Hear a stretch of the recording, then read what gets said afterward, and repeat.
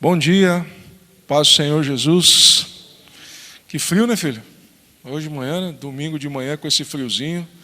Aqueles lá do Conhecendo a Vinha já pode subir lá com o presbítero Isaac, já está levando o grupo para lá, os adolescentes também.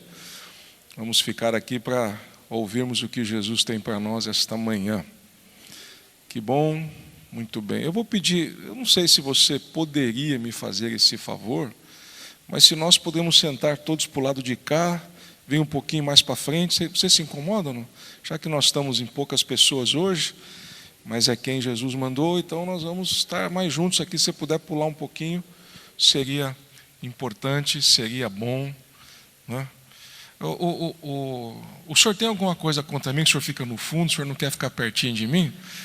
Custa alguma coisa? O senhor pega a sua esposa assim, abraça, pega a cunhada, traz para frente, assim, junta, pertinho da gente aqui, por favor. Abra a palavra do Senhor, vamos lá no carta de Paulo aos Filipenses. Carta de Paulo aos Filipenses. Filipenses, capítulo 2. Semana passada, pastor Ineildo ministrou sobre a libação, sobre... no capítulo 2, verso 17 e 18, falou sobre libação, explicou um pouquinho sobre isso, foi muito bem explicado. Então hoje nós vamos ver algo muito interessante, algo que nós não paramos para pensar, e algo que atrapalha os relacionamentos, né? Vamos falar um pouquinho hoje sobre isso, se assim o Senhor Jesus nos permitir. Você que está pela internet nos acompanhando, muito obrigado pelo privilégio de estarmos aí na sua casa, né?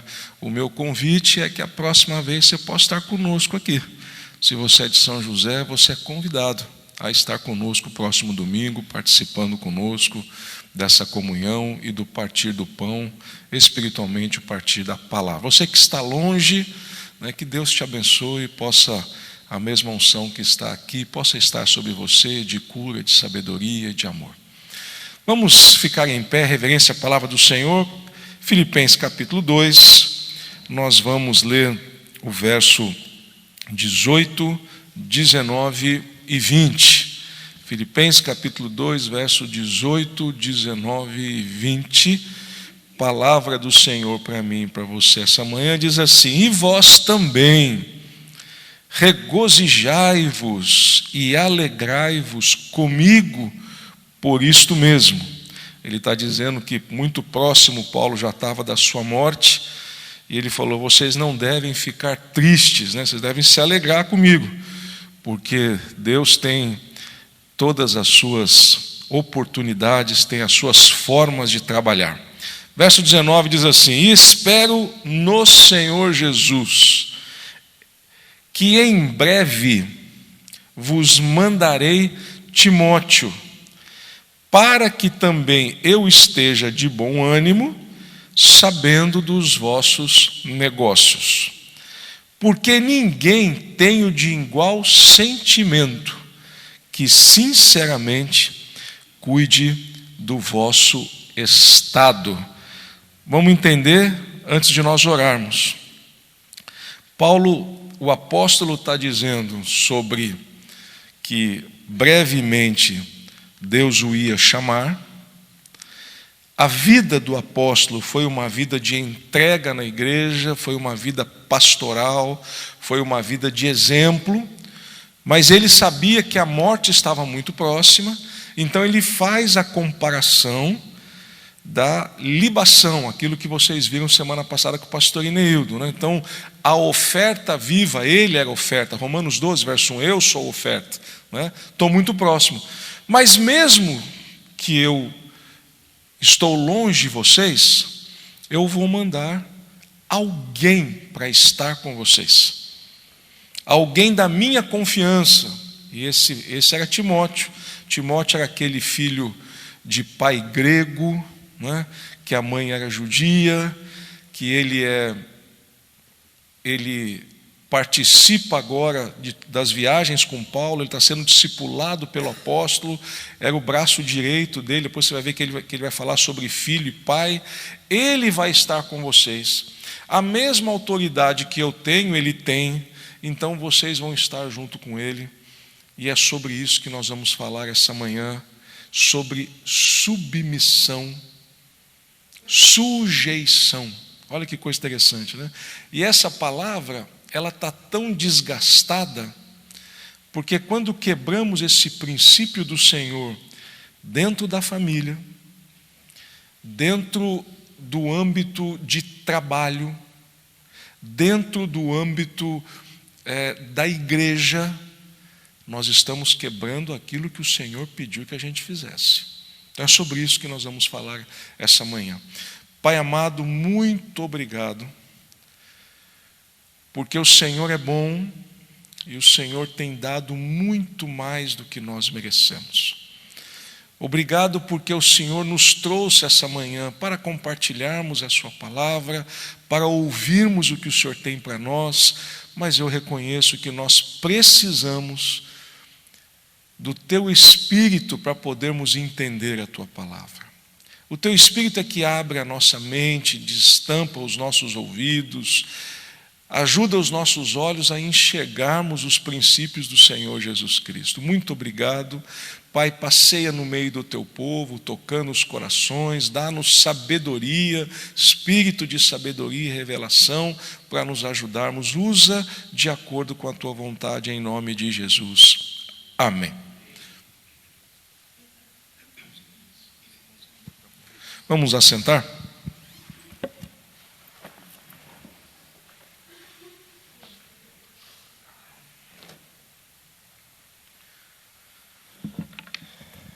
Muito bem.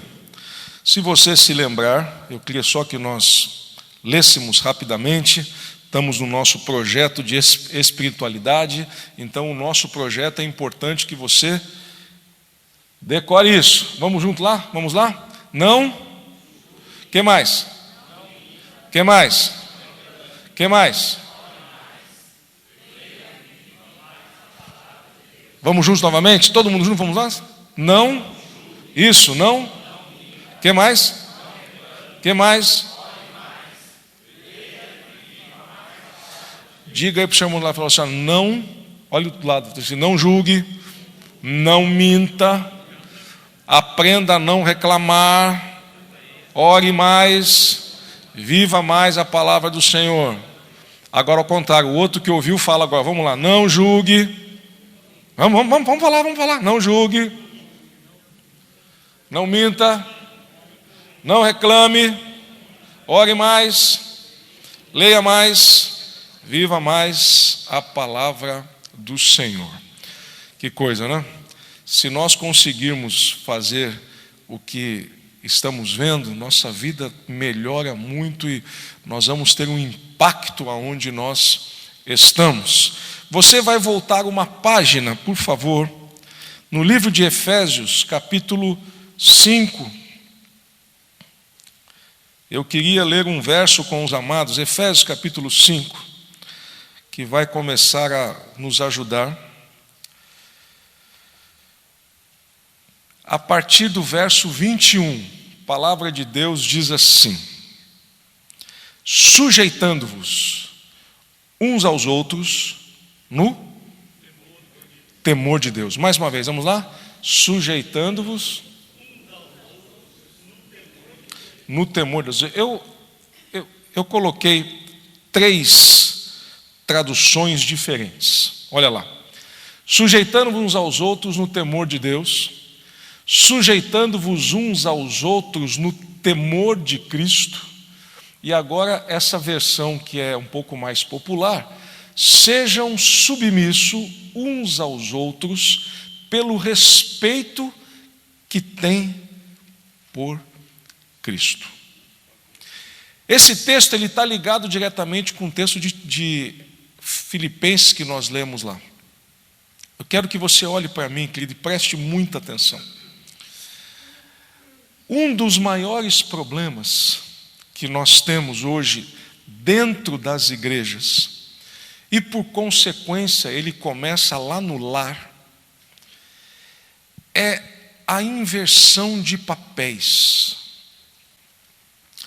A inversão de papéis, filhos, ou nós não realizarmos aquilo que Deus colocou sobre cada um, nós vamos ter problemas. E os maiores problemas encontrados hoje é exatamente isso. Então olha que interessante, os homens hoje olham, e quando leem na palavra de Deus, eles olham e falam assim, quem manda em casa sou eu. E a mulher tem que ouvir e acabou. As mulheres olham para isso e dizem assim, não, espera um pouquinho, mas o meu marido está totalmente equivocado. Ele está falando e fazendo coisas que está tudo errado, então eu preciso me levantar e eu tenho que falar para ele tem que me ouvir. Os filhos, quando ouvem os pais falarem, eles dizem assim, espera aí, mas o meu pai não está entendendo bem essa história. Não, isso está errado, não é bem assim, ele não compreende, ele não está vivendo o que eu estou vivendo. Ou os filhos dizem assim, toda vez que nós vamos conversar, como é duro, fala assim, eu já passei por isso. Caramba, cada um tem a sua experiência. O que é isso? Isso é a quebra de um princípio que Jesus colocou e que Deus colocou lá na criação. E nós temos quebrado isso diariamente. Porque quando você olha nesse verso 21, e quando você vê lá em Filipenses, Paulo fala assim, olha, eu vou mandar alguém que vai ajudar vocês, que vai ajudar a organizar a igreja. É isso que ele está dizendo lá. E eu estou mandando Timóteo. E eu gostaria que vocês cuidassem dele, eu gostaria que vocês ajudassem ele, mas aquilo que ele for falar tem o mesmo peso daquilo que eu tenho falado para vocês. Para esse princípio acontecer, eu preciso entender que quando Deus olha para mim, para você, para a nossa família, para a igreja, Deus não vê assim pessoas diferentes. Deus ele não vê assim pessoas melhores ou piores. Deus não vê pessoas mais capacitadas ou menos capacitadas. Deus vê ovelha. Todos nós somos ovelhas. Agora, dentro do reino de Deus existem princípios e funções diferentes. E essa quebra de você não olhar os princípios e funções diferentes tem destruído relacionamentos, principalmente relacionamento dentro das igrejas e, por consequência, na família. E para a gente poder entender tudo isso, eu preciso entender, particularmente, o que aconteceu. Vocês querem ver um exemplo? Essa é uma foto que fala exclusivamente dos tempos que nós estamos vivendo. Várias pessoas olhando o espelho. E você percebe que ninguém está preocupado para olhar na esquerda ou na direita. As pessoas estão olhando apenas a sua imagem. Queridos, o princípio do individualismo está presente hoje acima do que qualquer coisa. E esse individualismo está entrando dentro da igreja. A cada dia que passa, a gente começa apenas a se importar conosco. Nós não aprendemos a viver em grupo, a viver em comunidade, a viver pensando uns nos outros. Não. É impressionante como esse individualismo, ele se instalou dentro da nossa casa e agora está chegando muito próximo dentro da igreja. Estamos tendo reações que o que importa sou eu e minha família, o que importa sou eu. As brigas se acontecem exatamente por causa desse individualismo. E quando eu começo a olhar para a palavra de Deus e lê-la você começa a entender que esse não é o projeto de Deus para nós. Não é o projeto de Deus para vocês. Não é o projeto de Deus para a família. As maiores brigas de relacionamento entre marido e mulher é: eu quero fazer o que eu quero, a minha esposa quer fazer o que ela quer, os filhos querem fazer o que eles querem, e aí você vai ter toda uma dor de cabeça em cima disso. Se nós dessemos oportunidade essa manhã para que você pudesse contar uma experiência que você passou, você vai ver que as brigas, as confusões dentro de casa foram exatamente essas. Eu quero uma coisa, minha esposa quer outra, meus filhos querem outra. Por quê, pastor? Porque cada um só olha no espelho. Porque cada um só pensa em si. Porque cada um está preocupado com a minha alegria. Cada um está preocupado com aquilo que eu posso ter. Esse é um reflexo, alguns teólogos chamam de pós-modernidade, mas esse é um reflexo vivo. Ei, e olha para mim, filho. Agora eu vou dar uma notícia que talvez machuque a gente. Isso é pecado. Isso é pecado. Porque nós só pensamos em nós. Isso é pecado. Vocês já imaginaram se Jesus só pensasse nele? Já pensaram nisso? Talvez ele estivesse lá na cruz e ele falasse: quer saber de uma coisa? Eu estou pendurado aqui nesse madeiro. Eu sofri barbaridade. Por causa dessas pessoas, não. Eu vou descer e vou embora. E vou voltar para o Pai. Porque lá os anjos estão o tempo todo dizendo: santo, santo é o Senhor. Lá eu sou servido. Não, eu não quero essa história. Eu vou voltar. Ele não fez isso, filho. Ele pensou mais em nós. E é por isso que nós estamos aqui. É por isso que a igreja ela foi formada. Porque Jesus pensou em nós. E para eu entender tudo isso, por que houve essa quebra de relacionamento, não é? Por que tudo isso aconteceu, eu preciso entender aonde começou. Então eu vou pedir a você vai abrir em Gênesis, lá no capítulo 2, Gênesis capítulo 2.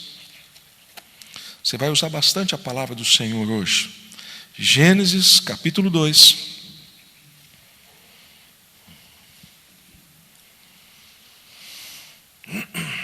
Vamos lá no verso 26. Vamos ler juntos, bem devagar.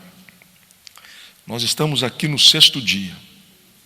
Diz assim, Gênesis 2, 26. Desculpa, querido, Gênesis 1, perdão. Muito bem lembrado. É tão gostoso que o povo torce para achar defeito de quem está dando aula e pregando. Pastor, achei uma! Aí sai da igreja contando: eu estava lá na escola dominical, o pastor errou. Mas se não fosse por mim, levantar minha mão e mostrar o erro para ele, é impressionante. Deus é bom. 1,26, diz assim a palavra do Senhor para mim e para você. E disse Deus, façamos o homem à nossa imagem, conforme a nossa semelhança, e domine sobre os peixes do mar, e sobre as aves do céu, e sobre o gado, e sobre toda a terra, e sobre todo o réptil que se move na terra. Primeira coisa que quero lembrar: o façamos está em que tempo verbal? Plural. Alguém pode me dizer por que está no plural? Ele está dizendo que quando ele vai fazer o homem, ele reúne mais gente com ele. Trindade. Deus Pai, Filho e Espírito de Deus, né? Então eu quero que você aprenda: Deus forma um conselho. Você é tão importante para Deus que na sua criação um conselho foi montado para que seja criado. Aqui mostra a ação do Pai, do Filho e do Espírito juntos. Então ele fala: olha que coisa interessante, façamos o homem à nossa imagem, conforme a nossa semelhança. Então ele está dizendo assim: olha, algumas características que o Deus tem, nós vamos fazer algo na criação que vai ter essas características. Conforme a imagem e semelhança, o texto no hebraico dá a impressão de um espelho. Ele está dizendo, olha, tem coisas em Deus que vai ter no homem e na mulher. Para quando o homem e a mulher andarem nessa terra, vão olhar para ele e vão ver algumas características de Deus nele, do divino nele. Tem algo que tem que refletir. É isso que ele está dizendo. Só o homem e a mulher foram capacitados ou dotados com esse presente de Deus. Mas ninguém foi. Não tem animal nenhum, não tem na criação algo que foi dotado com a imagem e a semelhança de Deus. Agora preste atenção, porque a Bíblia é feita de detalhes. Ele deu uma ordem agora. Depois do ponto e vírgula, você vai olhar comigo, a semelhança está assim: e domine sobre quem? Vamos lá. Domine sobre... Fala assim, peixes do mar. Domine sobre as aves do céu. Domine sobre o gado. Domine sobre e sobre todo o réptil que se move. Aqui você não vai achar domine o homem sobre o homem. Você não vai achar domine o homem sobre a mulher. Você não vai achar domine o homem sobre os filhos. Não. Deus deu a ordem de controle de toda a criação e de tudo que foi criado sobre o homem. Ele falou, você tem a responsabilidade de você dominar, de você cuidar, de você exercer autoridade sobre isso. Verso 27. Criou Deus o homem à sua imagem de Deus e criou o quê? Macho e fêmea criou. Verso 28. E Deus os abençoou e Deus lhes disse: frutificai, multiplicai, enchei a terra. Agora leia comigo. Sujeitai-a e dominai sobre os peixes do mar, aves do céu e sobre todo animal que se move sobre. Pergunta: essa ordem de Deus, essa autoridade de Deus foi dado para quem? Quem falou aí? Fala, filho. Isso. Quem foi dada a autoridade para dominar sobre a terra? O homem e a mulher. Entendam isso. No sexto dia da criação, a obra-prima de Deus agora é o ser humano. Por quê, pastor? Porque ele reúne o conselho, os dois agora são criados, macho e fêmea foi criado. Ele dá a ordem, olha, tudo vocês vão dominar, tudo está sujeito a vocês. Ele não disse assim, ei homem, você é maior e a mulher é menor. Ele não falou assim, ei mulher, você é maior e o homem é menor. Não, ambos têm responsabilidade. Ei, olha para mim, filho, o projeto de Deus não é ninguém maior do que o outro. O projeto de Deus é os dois caminharem juntos com aquilo que Deus pediu para ser feito. Não tem ninguém que vai falar mais alto ou mais baixo, não. O que Deus queria desde o começo da sua criação, o projeto de Deus era, os dois dessa terra vão caminhar dominando sobre os peixes, sobre toda a criação, mas vocês vão juntos um com o outro. Filho, eu não vou entrar em detalhe aqui de homem criado e homem formado, que a gente vai ficar aqui o resto do dia discutindo. Não quero entrar nesse detalhe, mas eu quero que você entenda, a partir de Gênesis 1, que os dois foram criados para caminharem juntos. Amém? Amém. Ótimo. Então, você vai agora na mesma página, capítulo 3. A mesma página.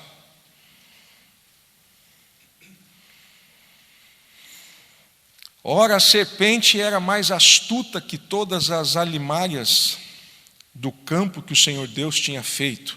E esta disse à mulher: é assim que Deus disse, não comeis de toda a árvore do jardim. Disse a mulher à serpente: do fruto da árvore do jardim comeremos, mas do fruto da árvore que está no meio do jardim, disse Deus, não comereis dele, nem nele tocareis, para que não morrais. Você vai voltar depois, se você na sua casa, você vai ver a conversa de Deus com Adão. Deus deu uma ordem para Adão, e agora parece que essa ordem foi acrescentada a algo, né? Nem tocareis, Deus não disse isso. Verso 4 diz assim: então a serpente disse à mulher: certamente não morrereis. Agora olha o verso 5. Porque Deus sabe que no dia que dele comerdes, leiam agora,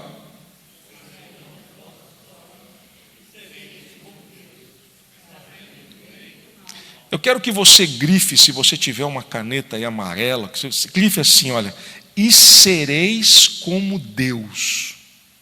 Quero que você grife aí. E agora eu tenho uma pergunta para vocês. Eu não posso responder essa pergunta nos dias de hoje. Eu tenho que responder essa pergunta há mais de 4.000 anos atrás. Eu tenho que entender isso aqui. Olhem para mim. Deus cria o mundo todo. No 6º dia, Ele cria o homem e a mulher. Ele chama o homem e passeia com o homem e fala para o homem, dá nome.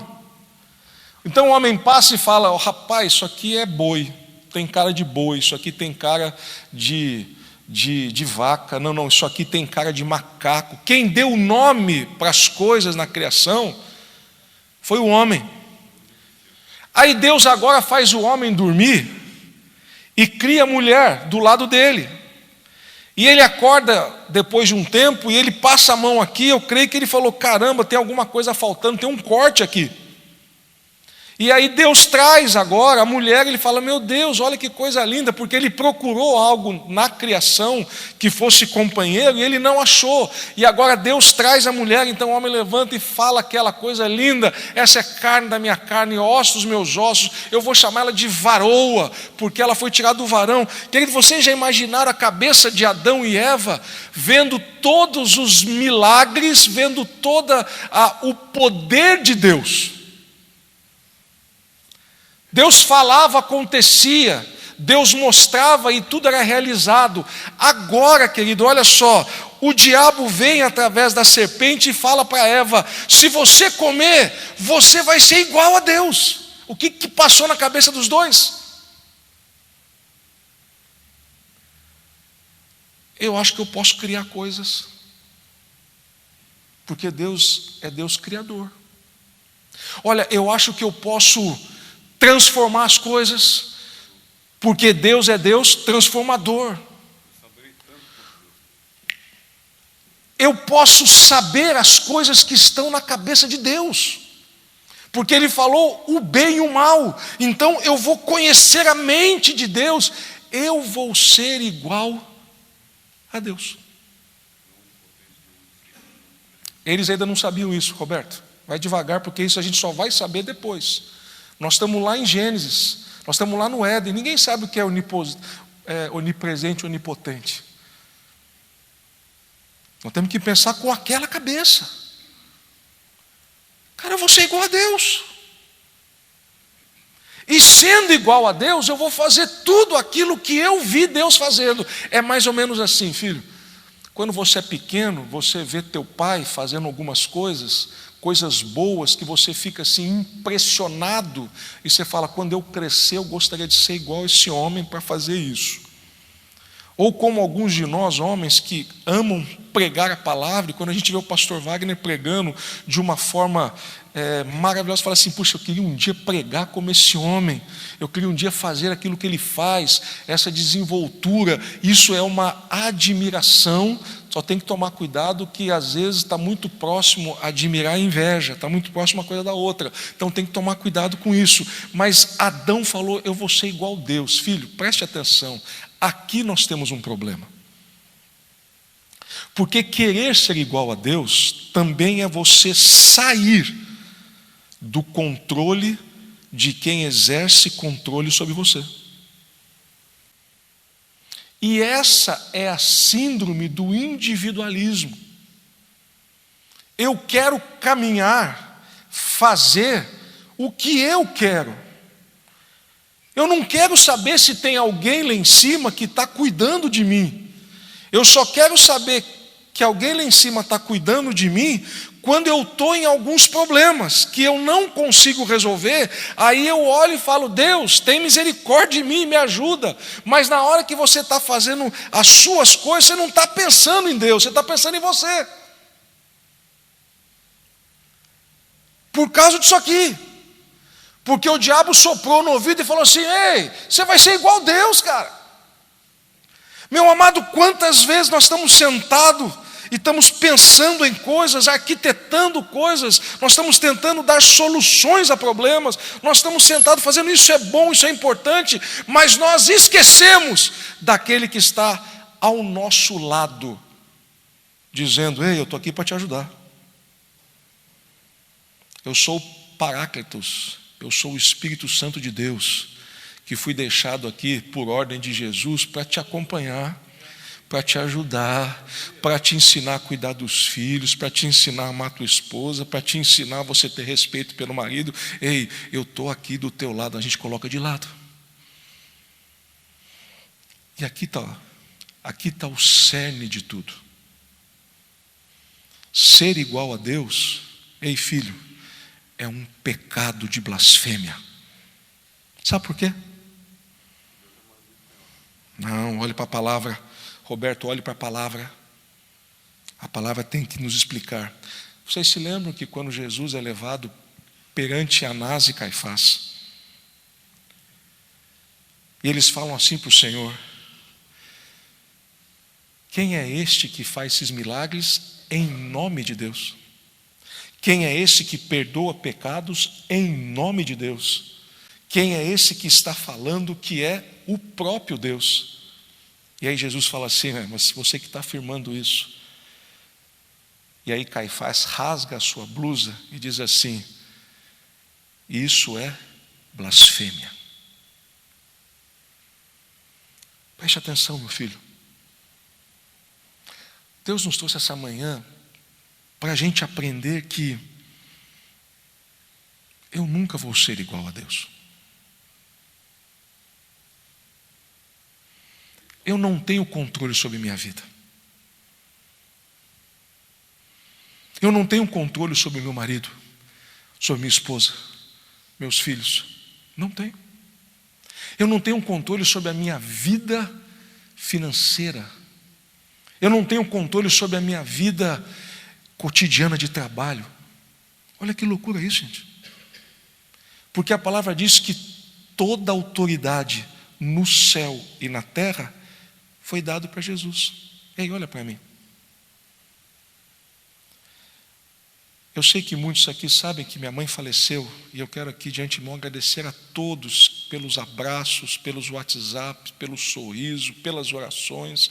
Deus sabe como isso confortou o nosso coração. Minha mãe ficou 50 dias no hospital.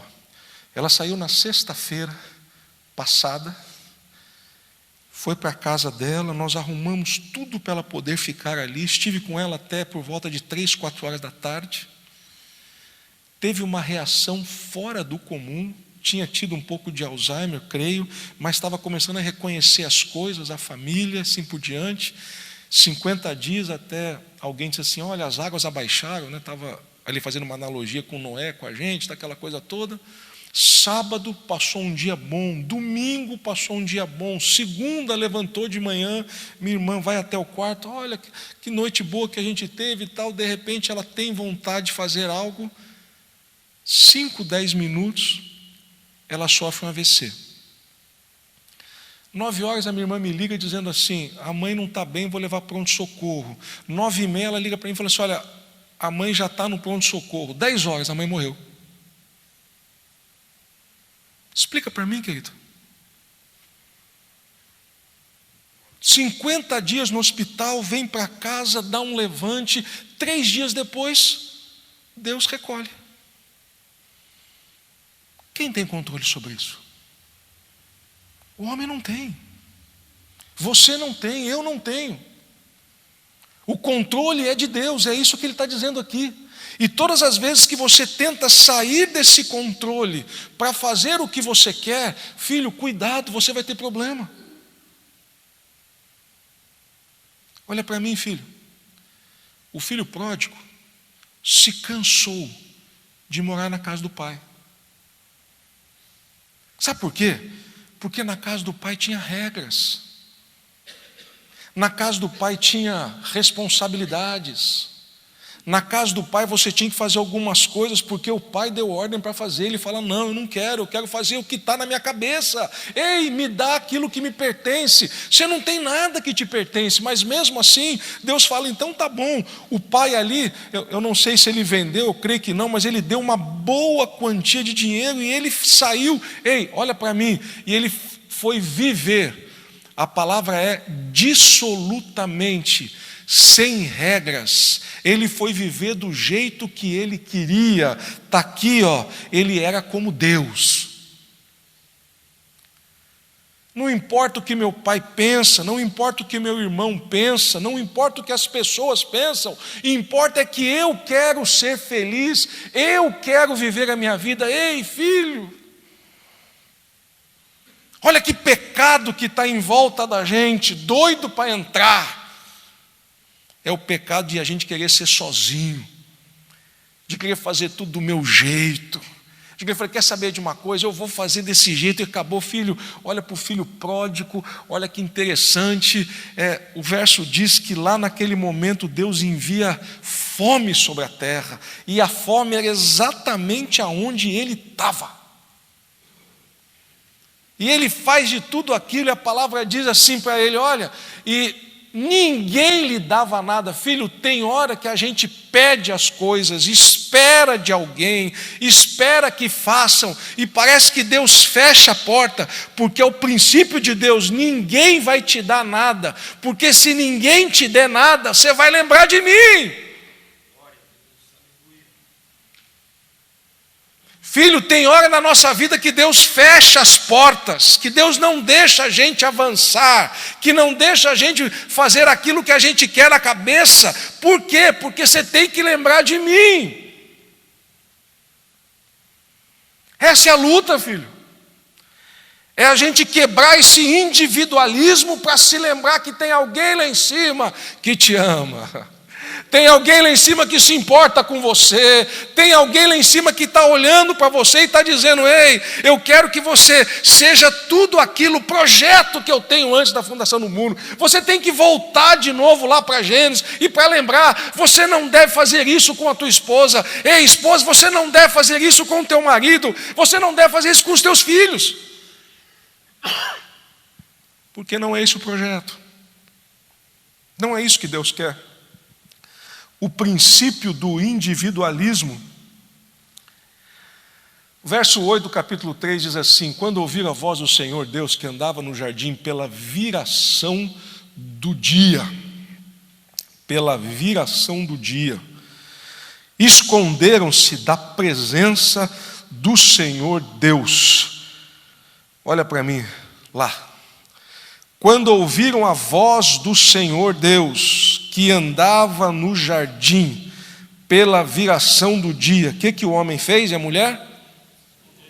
Leiam de novo. Aqui nós temos um problema. Todas as vezes, filhos, que nós estamos longe de Deus, e Deus vai nos chamar, a gente se esconde. Como é que eu transporto isso para hoje, pastor? Ei, olha para mim. Eu não tenho vontade de ir na casa de Deus.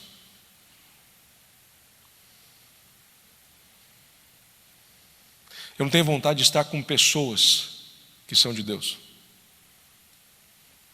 Eu não tenho vontade de estar na comunhão perto de Deus. Eu tenho vontade de estar escondido. E o interessante é que eles estavam escondidos aonde? Olha só. Entre as árvores do jardim. Agora você entende Salmo 139. Davi teve essa visão. Se eu for até o ponto mais alto da alva, tu estás lá. Se eu correr de norte a sul, tu estás lá. Se algum dia eu descer até os pontos mais profundos da terra, tu também vai estar lá.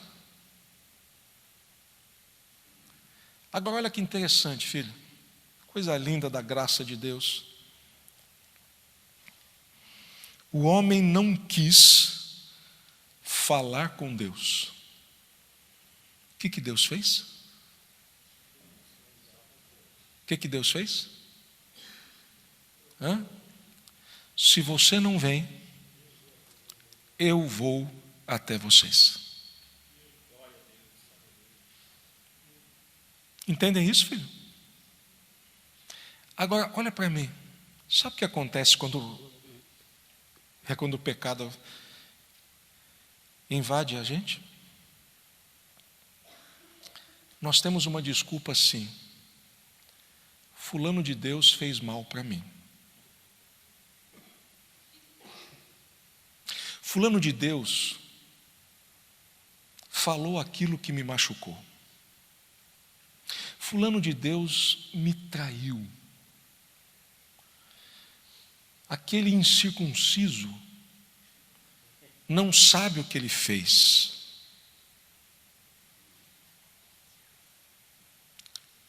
Eu prefiro ficar no meu canto e ele no canto dele, e vamos caminhando dessa forma. Paulo em Efésios 5 começa assim, olha: sede, pois, meus imitadores de Deus. Filho, olha para mim. Se a gente quiser vencer o individualismo, nós vamos ter que ir como Deus foi. E chamou o Senhor Deus ao homem e lhe perguntou: onde estás? Filho, você acha que Deus não sabia onde é que eles estavam? Claro que sabia. O olhar de Deus sabia que eles estavam no meio do jardim, mas ele queria que Adão confessasse o seu pecado. Filho, Deus sabe aonde você está, Deus sabe o que passa no teu pensamento, Deus sabe antes da palavra vir à tua boca, Deus já sabe o que você vai falar. Salmo 139 diz isso, mas Ele quer ouvir da tua boca o seu pecado.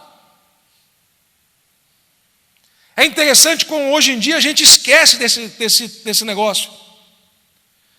A gente esquece de confessar, a gente esquece de dizer: caramba, eu pequei, meu filho.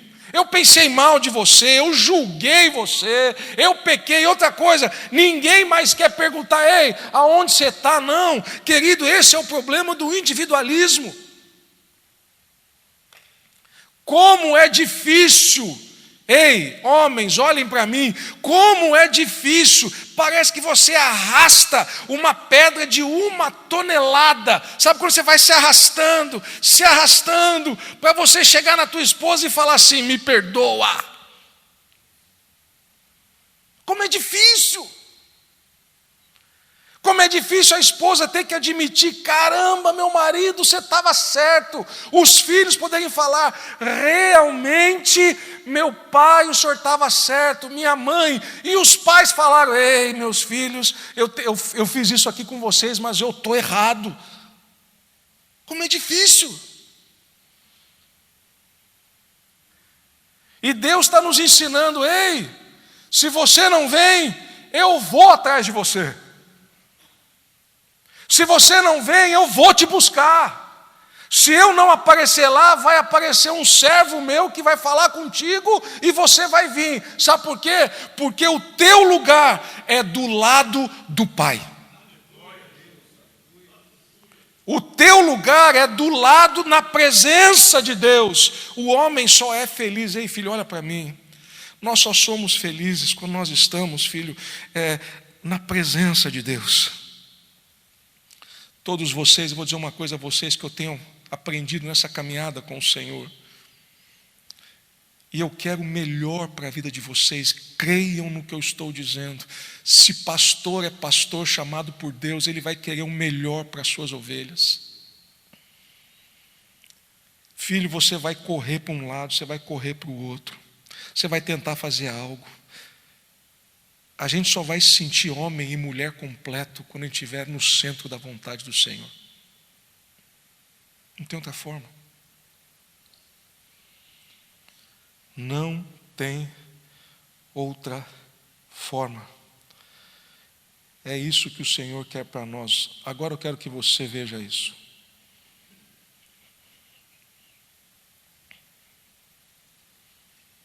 Não, perdão.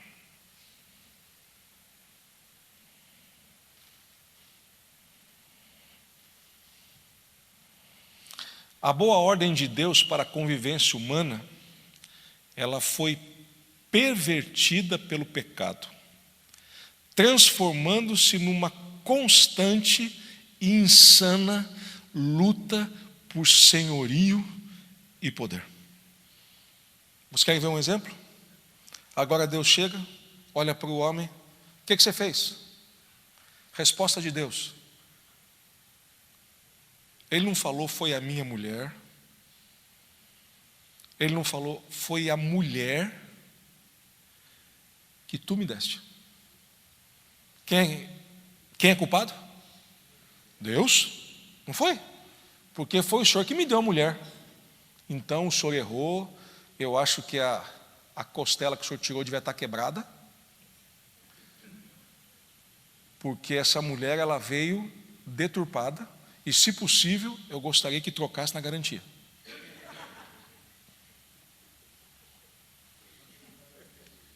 Vocês estão rindo? Mas tem hora que passa na cabeça de muita gente aqui. Se pudesse trocar. Tem mistério aqui, né? Se pudesse trocar Jesus, né?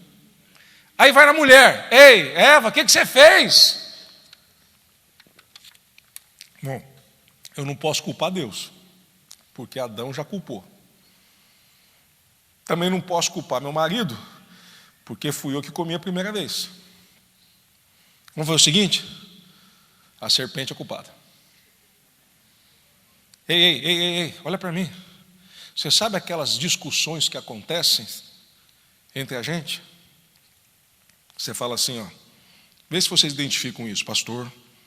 Realmente eu errei. Eu falei mesmo que eu não devia ter falado. Mas sabe por que eu fiz isso? Porque eu fui pressionado. Porque a pessoa falou mais alto. Porque eu saí pela manhã com tal coisa. Você está dizendo para Deus, olha, eu errei, porém, teve alguém mais forte do que eu que me empurrou, que montou, que ocasionou. Então é o seguinte, se eu tenho parcela de culpa, é 10%, porque 90% é da serpente. Eu estou falando besteira aqui, amados? Não? Aqueles que são mais pentecostais, digam amém. Ih, rapaz, nós estamos tradicional hoje. Vamos lá, os pentecostais digam amém. É assim. A gente vai jogando culpa na serpente, aí vai na serpente. Não tem jeito, né? Olha que interessante, filho. Ele não conversa com o diabo. Ele simplesmente dá a sentença, você vai rastejar. Aí volta no homem, você vai trabalhar, suor do teu rosto. Aí vai na mulher, preste atenção. Projeto de Deus lá em Gênesis 1. Os dois dominam.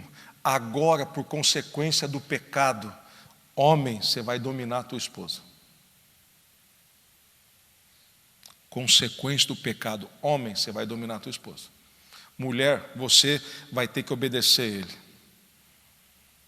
Consequência do pecado, perverteu. Projeto de Deus não era esse, mas agora por causa do pecado, não tem mais jeito. Os filhos agora vão vir.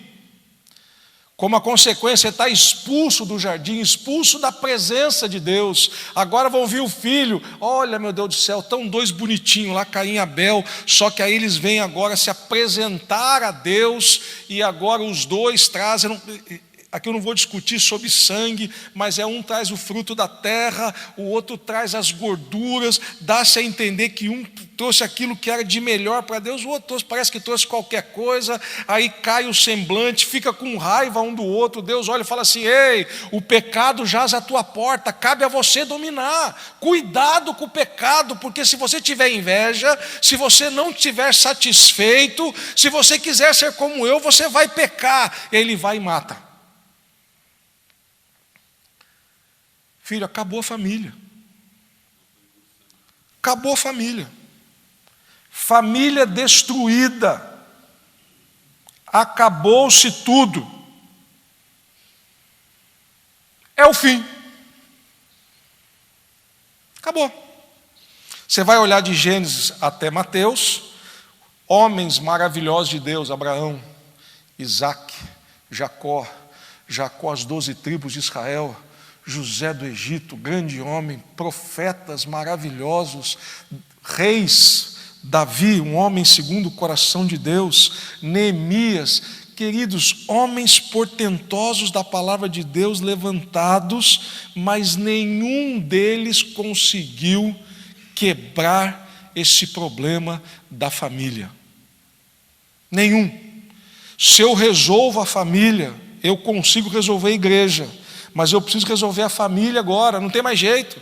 Os relacionamentos têm que voltar de novo a ambos se sujeitarem uns aos outros. O relacionamento tem que ser voltado de novo debaixo da presença de Deus. Ei, o homem não conseguiu. Olha para mim. Você acha que é coincidência o primeiro milagre de Jesus ser aonde? Aonde? Nas bodas que era. O que aconteceu lá? Alguém pode me falar? Pois não? Faltou vinho. Ótimo, olha que teólogos fantásticos, né, filho? Que coisa linda isso aqui, né? Coisa linda. Isso é raso. Isso é raso. Para que o vinho servia?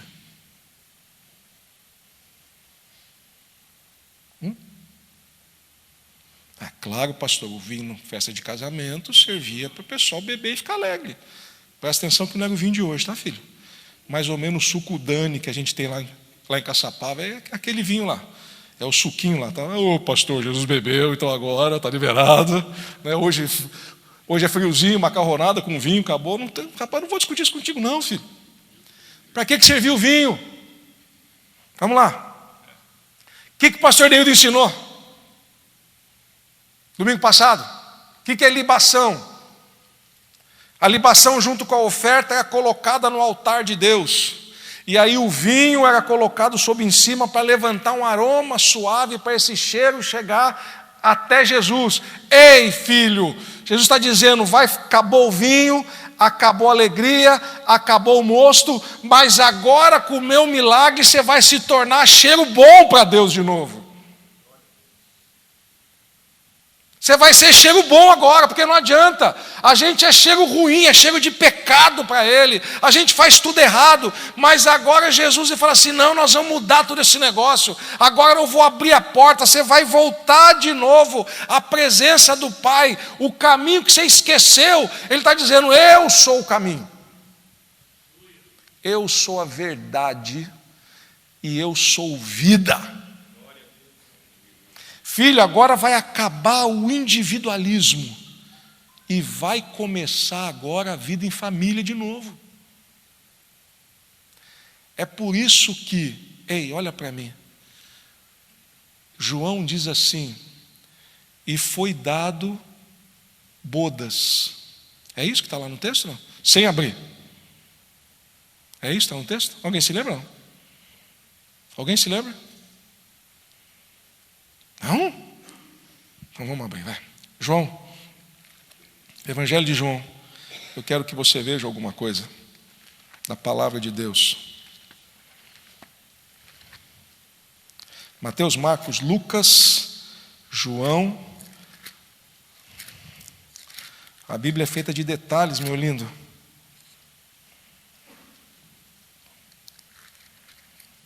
João 2. Como é que fala? Leia lá. João 2:1. Opa, o que é aí? Espera aí, o que ele fala aí? Olha para mim. Nós temos a Bíblia completa hoje, naquela época não tinha. O que aconteceu no terceiro dia? Hã? Quem está falando? Desculpa. Isso, fala, filho. Ao terceiro dia ele ressuscita. Isso, olha que interessante. Ele está dizendo que quando você olha na palavra ao terceiro dia, sempre você vai ver algo extraordinário acontecendo. Algo de milagre de Deus acontecendo no terceiro dia. Ele está dizendo, olha, no casamento que foi lá no terceiro dia, Jesus chegou naquele terceiro dia, fizeram-se umas bodas, estava ali a mãe de Jesus, agora verso 2, e foram também convidados, quem? Ei, meu filho, aqui está o segredo. Aqui está o segredo de eu começar a quebrar a individualidade. Eis que estou à porta e... Por que ele não arromba a porta e entra? Hein? Por quê? Porque ele quer voluntariedade. Me convida. Sábado não. Sexta-feira eu estava com o diácono Márcio. Você me permita contar, filho? Conversamos sobre algumas coisas. Ele falava assim, pastor, impressionante como as portas de Deus estão abrindo. Conversava com outro irmão essa semana e falava assim, pastor, impressionante como Deus está direcionando. Ei, olha para mim, filho. Ele está dizendo o seguinte, me convida para tomar conta. Me convida. Me deixa assumir a direção. Deixa eu cuidar de você, da sua família, dos teus filhos. Deixa eu cuidar da área profissional. Sabe por quê, filho? Que quando Jesus cuida da área profissional, o espírito de José do Egito, que era dele, ensina a gente como é que a gente tem que guardar dinheiro, como é que a gente tem que conduzir os nossos negócios. Quando ele entra na nossa área emocional, o espírito do bom pastor, que é aquele que vai levar a gente a águas tranquilas e pastos verdejantes, aquilo é emocional, filho. Você vai saber como é que você vai se comportar, você vai saber como é que você vai falar. Você está deixando Jesus entrar no comando. Está acabando o individualismo. Agora ele está mostrando como é que você vai dirigir. Pastor, como é que a gente faz isso? Você já vai ver já já. É interessante que quando Jesus faz tudo isso, a primeira coisa que ele faz, quero que você entenda isso. Os apóstolos, eles estão escondidos no cenáculo, morrendo de medo de sair. Porque Jesus morreu e o líder político que eles queriam que ele fosse para sair do povo judeu sobre o governo de Roma, impostos e assim por diante, agora eles querem a cabeça dos apóstolos. Então eles estão escondidos, morrendo de medo. E de repente, as portas estão fechadas, mas Jesus entra. E quando ele entra, olha para mim, filho, ele não diz assim, pecadores. Ele não fala assim, ei, vocês são medrosos. Ele não fala assim, vocês tinham que estar fora daqui pregando a palavra. Ele fala, ei, vocês são hipócritas. Não. Ele entra, olha para os apóstolos, para nós aqui morrendo de medo, com dúvida, cheio de coisa na cabeça. O que vai acontecer amanhã? Como é que eu vou pagar essa conta? Eu estou com um problema lá assim. E agora, pastor do céu, minha vida está de ponta cabeça. É a gente, igual os apóstolos, com medo, fechado, porque não sabe como vai fazer. Jesus entra lá no cenáculo, ele passa pela porta fechada. Pastor, explica. Eu não sei explicar, filho, mas ele entrou. Ele entrou, eu não sei, ele entrou. E ele comia, ele estava no corpo dele glorificado. Ele entra, ele olha para todo mundo, e o povo fica espantado, fala, será que é o mestre? Porque aquelas mulheres viram ele, mas não sei, bom. Mas os companheiros de Emaús agora voltaram, Cleopas com mais um, voltou e falou que ele estava com eles. Será que é ele? Jesus para, olha, ei, e fala para mim e para você, recebe essa palavra essa manhã para você, tá, filho? A paz seja convosco. Recebe isso, filho. Pastor, eu estou doente. A paz seja convosco, filho. Pastor, eu estou rusco-fusqueado aqui com toda a minha família. A paz seja convosco, filho. Pastor, eu não sei o que vai ser o dia de amanhã. A paz seja convosco, filho. Pastor, a minha esposa ela está grávida agora. Como é que eu vou fazer? A paz seja convosco. Que palavra, meu lindo. Que palavra, meu santo. Você já imaginou você ouvir da boca de Jesus? Ei, eu estou dando a minha paz para você. Ei, olha para mim. Você está ouvindo da boca de Deus essa manhã, através da palavra dele, a paz seja com você. Filha, essa paz, sabe o que tem que fazer? Nós temos que levantar de manhã, segunda-feira. Você fala assim, o dia vai começar. E agora? Eu tenho conta para pagar, eu tenho que sair, eu tenho que vender, eu tenho que pensar, eu tenho que fazer tanta coisa aqui na minha cabeça, tanta coisa que eu nem sei se eu consigo dar conta de tudo que eu tenho que fazer. E agora você abriu o teu olho, você sentou na cama, ei, lembra dessa palavra. A graça do Senhor Jesus Cristo e o amor de Deus e a comunhão do Espírito Santo seja com todos vós. Ele está dizendo, você vai levantar, a minha paz está com você. Você vai andar, a minha paz está com você. Você vai continuar caminhando nas suas dificuldades. Tem uma promessa do Salmo 23 que ninguém fala: bondade e misericórdia me seguirão todos os dias da minha vida. Filho, você está andando, trabalhando, a bondade e a misericórdia de Deus vem junto aqui, ó. Vamos lá, onde você está indo, eu estou com você, para onde você vai, vem cá. A bondade e a misericórdia seguirão, quem segue está atrás, filho. Então a bondade está te acompanhando, está te livrando do mal, está te livrando do laço do passarinheiro, está te livrando do pecado. A bondade e a misericórdia de Deus. Isso é motivo para hoje à noite, quando você vier para cá, às 6 horas da tarde, chega mais cedo, filho, bota o teu joelho aqui, vai orar e vai falar assim: Deus, obrigado pelo primeiro dia da semana, eu quero consagrar essa semana ao Senhor, eu quero que o Senhor possa me ajudar essa semana, porque eu não consigo, porque a tua palavra está dizendo que ao terceiro dia algo extraordinário aconteceu. Eu estou convidando Jesus, fica perto de mim, eu tenho alegria de estar perto de você, dirige os meus pensamentos. Que doideira, filho, mas essa é uma palavra santa e viva que o Senhor está pondo para nós. Ele está dizendo para nós: olha, é possível essas coisas acontecerem. É possível essas coisas acontecerem. Vamos voltar para Efésios. Temos mais 15 minutos. Lembra que nós estamos falando que Paulo falou assim: ó, recebe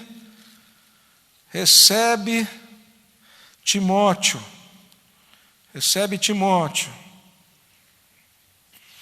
Efésios capítulo 5, nós lemos o verso 21. Sujeitando-vos uns aos outros no temor de Deus. Se você quiser pegar do lado desse verso 21, e você quiser colocar lá Gênesis capítulo 1, coloca lá assim, Gênesis capítulo 1, lá do verso 16, 17, 18, volta lá, dá uma conferência, é isso mesmo. Paulo aqui está dizendo sobre aquilo, o homem e a mulher caminharem junto nos relacionamentos, é o que Paulo está dizendo aí. Muito bem. Como é que nós vamos entender isso agora? Como é que nós vamos aplicar esse princípio de sujeição mútua? Como é que isso vai acontecer?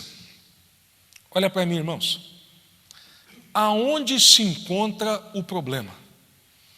Por que nós temos dificuldade em sermos submissos? Só quem pode me falar? Eu quero ouvir um pouquinho vocês. O que vocês acham? Rapidamente, não vai contar a história, tá? Mas por que você acha que o homem e a mulher têm tanta dificuldade de ser submisso? Espera aí, quem falou lá atrás primeiro? Orgulho. O que é orgulho, filha?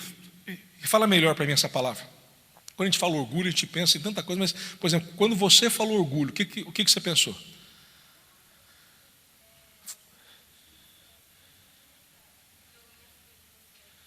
Tá, entendi melhor. Orgulho, o que mais?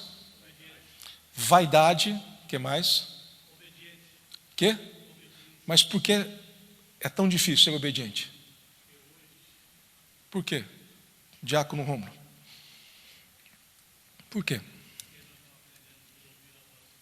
Como é que é? Ouvir a voz de Deus. O que mais? Quem falou? Orgulho, não vimos a voz de Deus, vaidade. O que mais? Fala, pastor. Essa é forte. Somos egoístas. A gente só pensa em nós mesmos. É isso? Como? Nós sentimos inferiores? Como assim? Fala melhor. Ah, legal. Quer dizer, se eu for submisso ou obediente, vai dar impressão para as pessoas que eu sou inferior. Gostei. Diácono Marino, teólogo, o senhor não falou, hoje eu vou pôr o senhor para falar. Por que é difícil obedecer? Ou sermos submissos? Como? Essa palavra é teologia pura, né? É o pecado, pastor. Né? Homem, é a mulher que o senhor me deu, né? É o pecado. Acabou. Né? Que loucura, né? Por que é difícil? Deixa eu fazer uma pergunta aqui. Por que é difícil as mulheres serem submissas aos seus maridos? Por que é difícil? Sabe que alguém tem coragem de falar? Não? Jussânia. Está com um cachecol hoje que eu vou dizer para você, filha. Por quê? Fala assim de uma prima, de uma amiga, alguém de fora. Um parente muito longe, que eu observei. Por quê? Por quê? Exatamente, pastor. Eu posso pensar um pouquinho, fazer uma oração, né? Por quê? Por que é difícil os homens amarem a esposa como Cristo amou a igreja? Por quê? Por que a gente tem tanta dificuldade de fazer isso?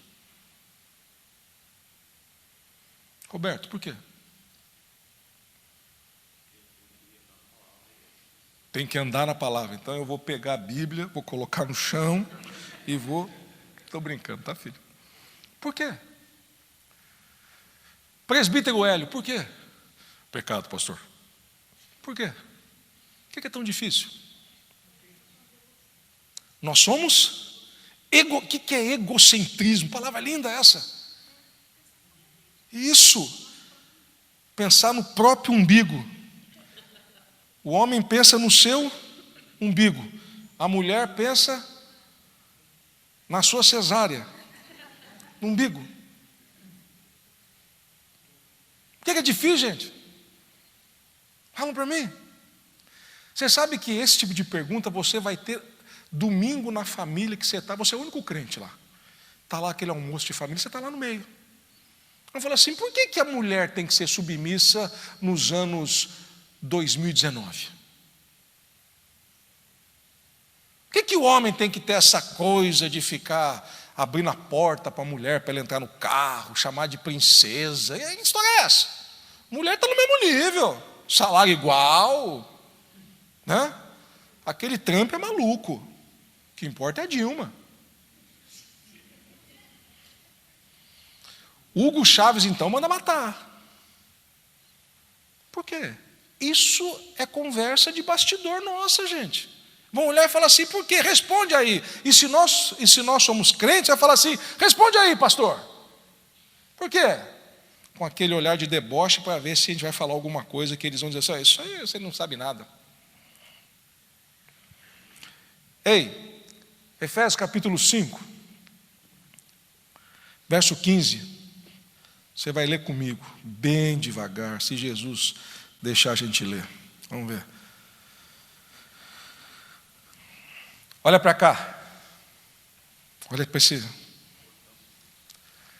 Você precisa desenvolver a mente de Cristo na tua cabeça. Paulo fala assim, o mesmo Paulo fala assim, vós tendes a mente de Cristo. Filho, nós precisamos desenvolver isso aqui. Eu tenho que pensar como ele pensou, eu tenho que me esforçar para ser como ele é. Lembra que Deus fez o homem à imagem e semelhança? Agora as características de Deus têm que estar na gente.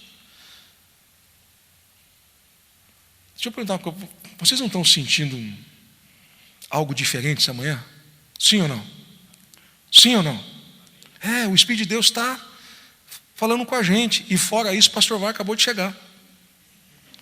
Agora acabou de fugir, acabou de sair para lá.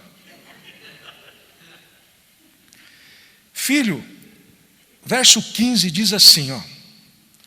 Portanto, vede prudentemente como o quê? O que é ser prudente? Alguém pode me falar, não? Ter cuidado. Quem falou? O que é ter cuidado? Você arriscar uma coisa que você tem certeza que pode te acontecer. Por exemplo, a serpente. Ela tem a prudência que a Bíblia fala. Ela espera a oportunidade de fazer a coisa correta. Então, peraí. Então, você está falando para mim, olha só, que ser prudente é ter paciência e esperar o momento para você decidir, é isso? Não?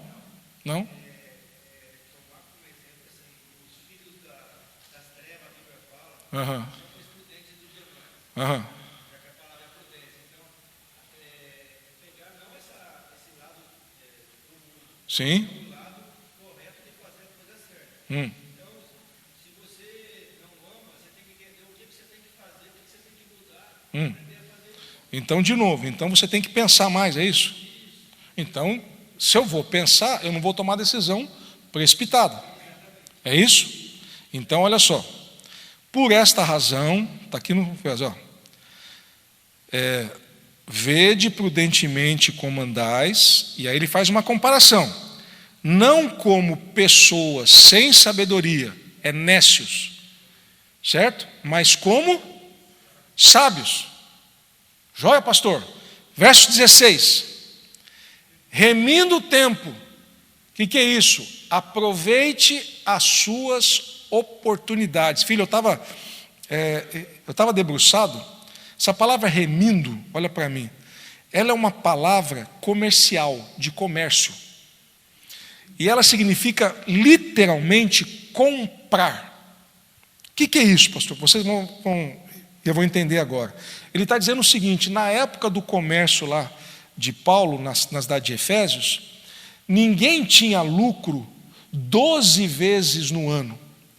Então ele fala assim, olha, compra, aproveita a oportunidade, porque vai ter momento que você vai perder, ou que você não vai ganhar.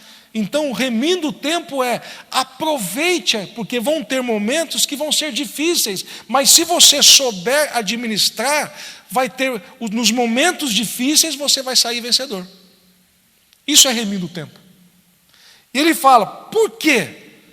Porque os dias são maus. Por se multiplicar a iniquidade, o amor de muitos esfriará. Muito bem. Agora, por esta razão, que você não deve ser nécio, e os dias são maus, olha só. Pelo que não sejais insensatos, mas entendam qual seja o quê?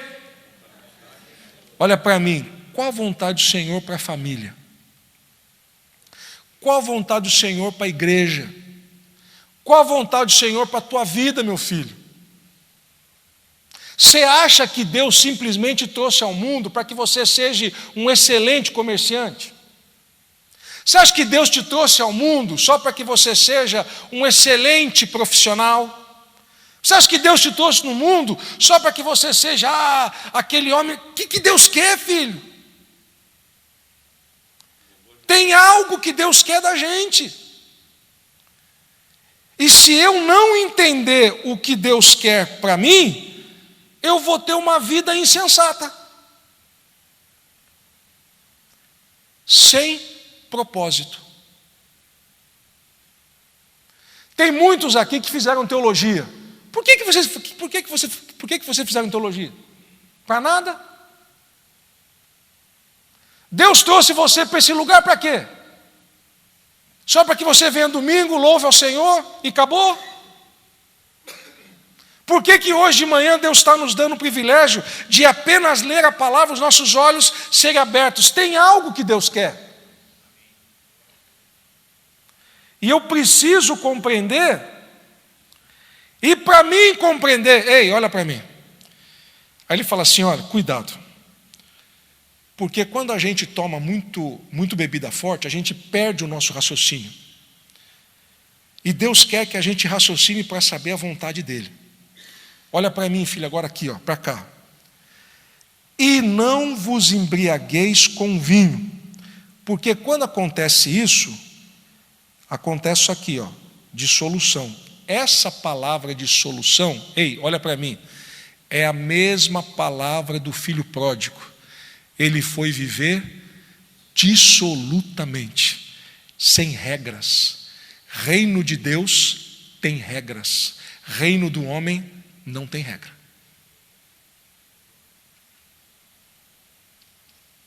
Vou de novo. Reino de Deus tem regras.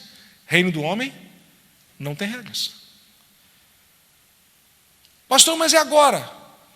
Mas, o que está escrito aí? Mas, ele está dizendo, agora vai ser fogo. O que é ser cheio do Espírito, filho? Quais são as características cheias do Espírito Santo? Alguém pode me falar? Opa! Conhecer a mente de Cristo. Você está mais assim tradicional, tá? Mas tudo bem. Vamos lá.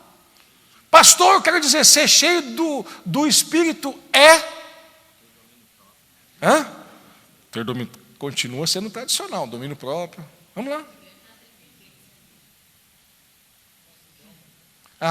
Tradicional, mansidão. Ninguém fala assim, fala em língua, pastor. Ninguém vai falar hoje, né? Ninguém quer. Está louco aqui passando a cabeça, né? Quem quer falar, né? Viver na dependência dele. Agora mais puritano. Hein? Nossa, agora o senhor pegou tudo e colocou no mesmo balaio. Falou assim, somos de Deus agora.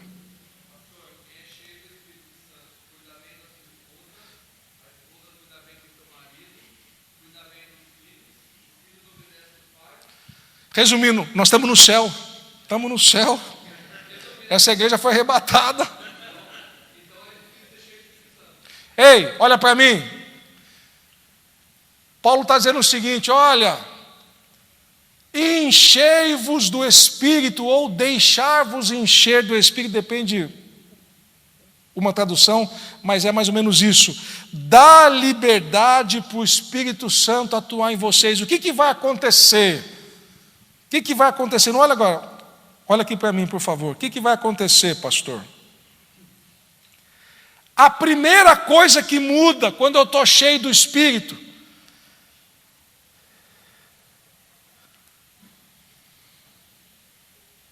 o que muda, meu amado? O jeito que você fala. Eu não vou mais falar palavrão. Eu não vou falar palavras de baixo calão. Eu não vou começar a murmurar. Sabe por quê? Porque cheio do Espírito é falando entre vós. Pega um pouquinho, falando aonde? Falando aonde? Aqui, ó. Falando. Está dizendo comunhão. Eu e você batendo papo, nós vamos falar do quê? Nós vamos falar do futebol? Nós fala.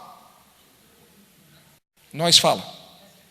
A gente vai falar mulher, a gente vai falar de compra, a gente fala. Nós vamos falar de shopping, a gente fala. Mas cheio do Espírito, nós vamos falar com salmos, entoando e louvando. Aqui, ó. De coração. Ei, é possível estar na igreja, você cantando e não estar cantando de coração. Da boca para fora. Segundo, ser cheio do Espírito é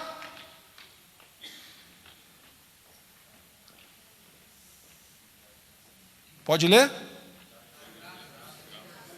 Então você está dizendo que quando você reclama, você está cheio do quê? Hein?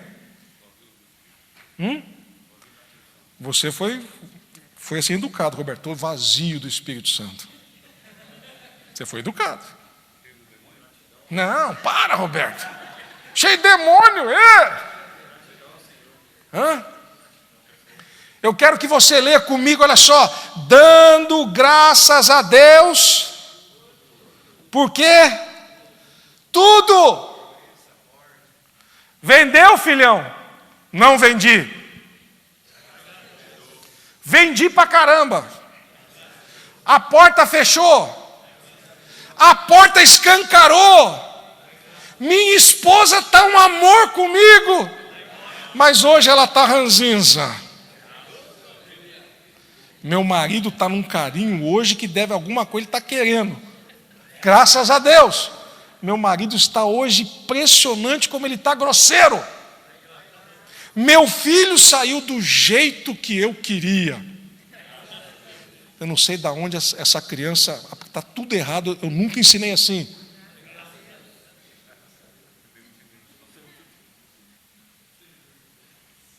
Pai do Senhor, conhecendo a vinha. Eu posso parar e voltar domingo que vem, ou vocês podem me dar 10 minutos. O que vocês querem fazer? Chefe, presidente, o que eu faço? 10 minutos ou semana que vem? Eu obedeço. 10 minutos, posso ir? Muito bem. Amém, filhos? Pode ser? Ser cheio do Espírito Santo. Leiam comigo.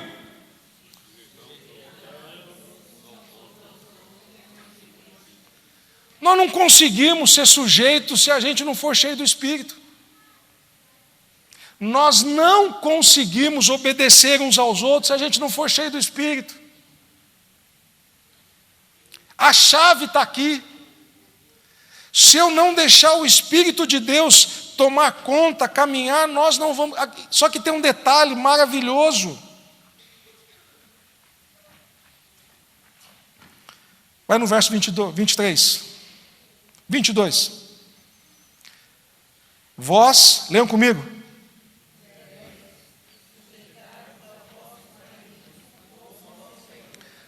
Qual a consequência de uma mulher ser cheia do Espírito de Deus? Fala, filha. Eu quero que você leia comigo. Leia em voz alta aí. 22. Só a mulher ele está lendo. Vai lá, filha.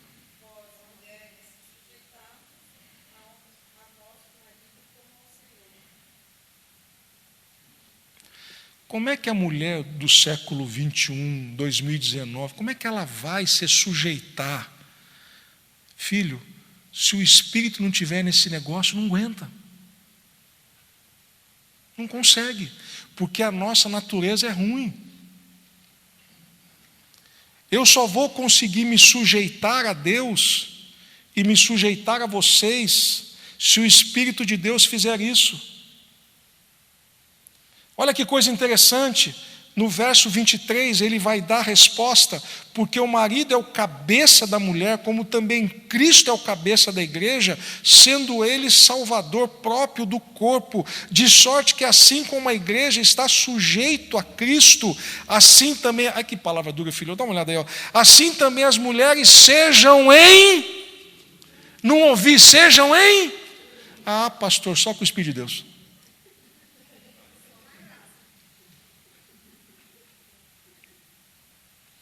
Falta 5 minutos. Pastor Wagner, vem cá para o senhor só fechar. Faz, por favor, o povo clama. O povo clama. Não, eu estou também assim, ó. Também estou. Vem cá, só ora pelo menos. Pelo menos aqui, faz favor. Verso 25. Agora leram alto, né? Agora só as mulheres lêem. Vamos lá, bem alto, vai. Vós...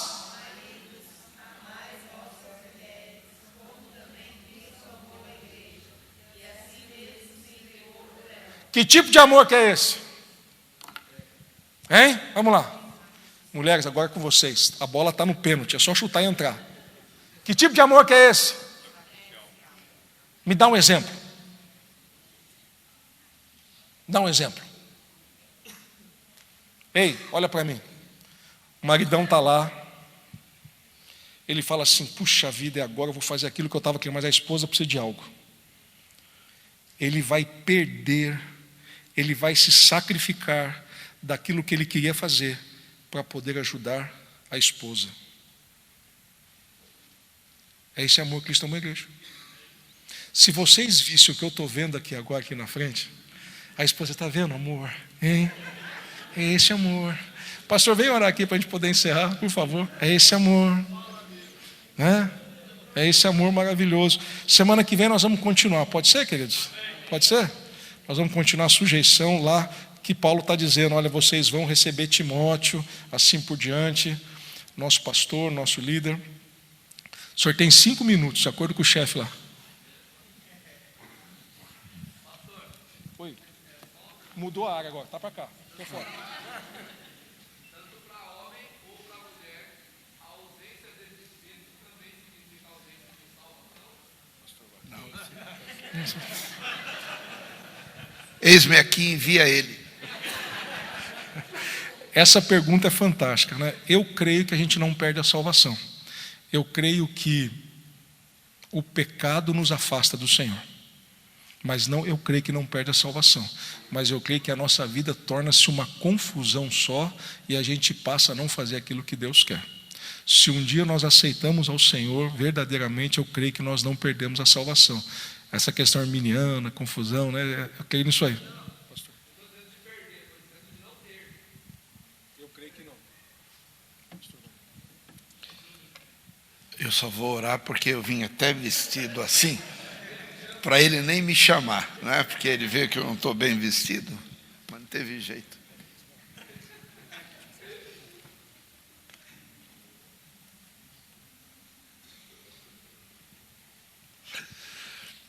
Eu não sei nem o que falar, rapaz. O pastor me coloca em cada situação. Paz do Senhor, queridos. Não, eu vim assim só para ouvir, não é? Então fiquei lá em cima. Mas ele me acha, né? Vamos agradecer a Deus por tudo aquilo que temos aprendido. Sabe, eu vinha pensando em algo que Deus tem nos dado a graça de enxergarmos o valor desses momentos aqui de manhã. Não é? Tantos lugares substituíram a escola, não é, por cultos, Não que isso não seja importante, não é? Mas a escola é o momento que mais a gente aprende. E esses temas, essas perguntas, essas respostas, isso aqui é que traz estruturamento espiritual para as nossas vidas, né? Falar desse tipo de carta, de estudo, de amor, isso tudo nos deixa numa condição tão privilegiada diante do Senhor, que coisas externas, muitas vezes, que nos bombardeiam, não nos tiram da posição, não é? E não dão hoje tanto valor a isso, não é, pastor? Muitos não enxergam a necessidade do estruturamento da igreja, do estruturamento da tua vida. Tem coisas na palavra, detalhes tão simples, né, de vivermos, e muitas vezes nós desconhecemos, porque alguém não nos informa. Então hoje, eu olho para esse momento que nós estamos vivendo, e olha, eu vou dizer uma coisa para os meus irmãos, são pouquíssimos os lugares que ainda mantêm a escola dominical, não é? Que ainda não implantaram os cultos. Mas a igreja, ela é estruturada através desse trabalho. Então, eu agradeço a Deus, né, pela vida dos que ministram, ensinam, e também pela vida daqueles que têm prazer de aprender. Como é bom, como é bom. A estrutura que vai te fazer permanecer firme no caminho do Senhor é a estrutura gerada por esses momentos. Então não perca, não. Vamos valorizar ainda mais. Vamos tentar atingir a igreja, não é? Olha para esses adolescentes, para essas crianças. Nós estamos formando servos que amanhã não vão envergonhar o Senhor, né? Haverão de honrá-lo nessa terra até o dia da volta do Senhor. Então, fica firme aí, tenta contagiar todos quantos for necessário para estarem aqui aprendendo, porque como isso é importante. Hoje eu tenho na minha vida segurança na caminhada daquilo que, fundamentado naquilo que eu aprendi quando eu tinha 6, 7, 8, 10 anos de vida, 10 anos de idade. Então, desde criança, nós vamos sendo estruturados através da palavra do Senhor. Vamos agradecê-lo então por isso. Louvo o teu nome, Senhor. Agradeço-te, tributo-te a gratidão que te é devida. Obrigado, Senhor, por esses momentos. Obrigado pelas vidas que se desgastam na busca das pérolas escondidas dentro da tua palavra e tem prazer em transmitir a tantos quantos têm alegria de aprender. Assim, Senhor, aceite a nossa gratidão por esse momento. Aceite a nossa gratidão, Pai, porque Tu tens nos colocado numa posição de honra, como aprendizes da Tua palavra, porque assim foi o Teu amado Filho, quando dizia lá em Provérbios, eu era o seu aluno e desfrutava das suas delícias. Assim nós também estamos desfrutando das delícias da Tua palavra. Pai, firma-nos cada dia mais, dá-nos alegria no conhecer, no meditar, dá-nos alegria de, na mutualidade do aprendizado, crescermos juntos e assim estabelecermos uma igreja firme que alegre o teu coração. Obrigado pelas classes das crianças, obrigado, Senhor, pelos adolescentes, obrigado pelos jovens, adultos, obrigado, Senhor, por todos os segmentos da tua igreja. Mas nunca permita que nos afastemos da Tua palavra. Renova em nós, Senhor, o ardor, o queimar do nosso coração quando abrimos a Tua palavra. Renova em nós e dá-nos a real visão, Senhor, do que está por detrás da letra, daquilo que Tu queres nos revelar e que ainda não foi revelado.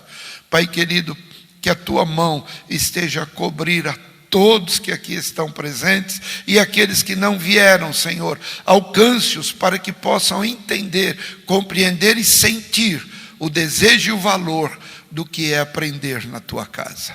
Obrigado pela vida dos Teus servos que se esmeram, Senhor, se aprofundam no conhecimento da Tua palavra para poder transmitir ao Teu povo.